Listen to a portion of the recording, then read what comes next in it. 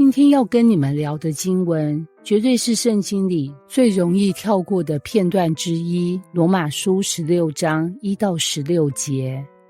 你们有没有发现，人脉清单这东西很神奇？过年过节，你打开赖群组，发现某些人你根本不记得他是谁，可是在群里面，突然有人跳出来说：嘿，某某某，祝你新年快乐。你脑海里瞬间冒出3个字：你谁呀？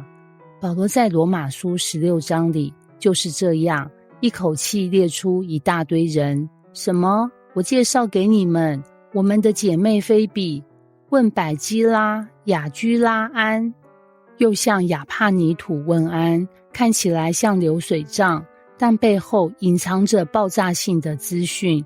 你知道吗？这里不是单纯的通讯录，而是保罗的人生缩影，甚至是他宣教的朋友圈密码。要是没有这些名字，今天的基督教可能完全不一样。就像现在的 YouTuber， 你以为他们只是靠自己爆红？错，背后都有一群死忠粉丝、拍摄团队、剪辑小帮手。保罗的耶稣大使命频道也是这样，一堆默默付出的人，才让福音火力全开。首先登场的是坚革里教会的女执事菲比。我跟你说，这位姐妹超强，她可能就是早期教会的代购天后。因为保罗交代她，你们要接待她，帮助她。为什么？因为她大概是提着保罗的信件千里送到罗马。想象一下，他手上拿着的不是淘宝包裹，而是罗马书。哇，这快递员一不小心差点就改写了历史啊！万一送错地址，圣经少了一卷，我们今天就少了一堆神学争论啦。再来看看百基拉和雅居拉这对夫妻档，真的是福音界的神雕侠侣。他们不是只会放闪，而是到哪里都开放家庭，支持教会。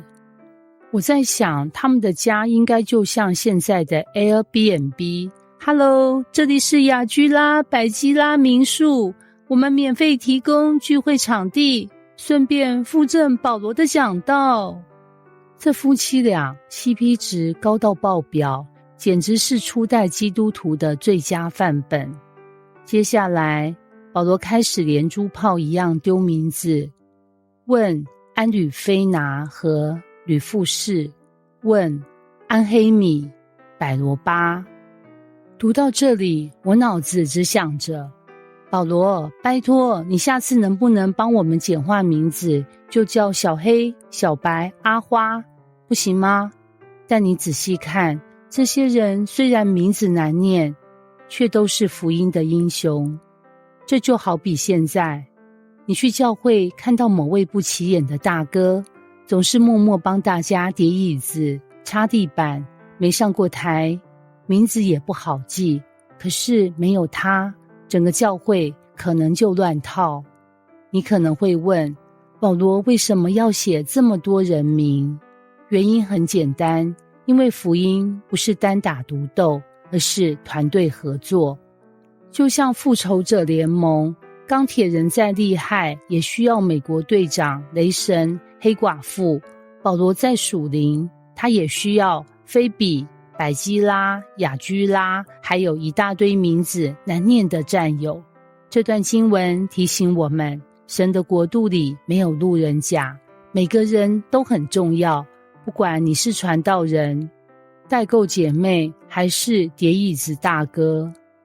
罗马书6章1到16节不只是古代通讯录，它在告诉我们：一，服事不是大人物的专利，而是每个人都有份；二，神看见每一个人的付出，哪怕名字难念，地位不高；三，教会不是一个名人秀场，而是一个团队拼图，没有你，这幅拼图就少了一角。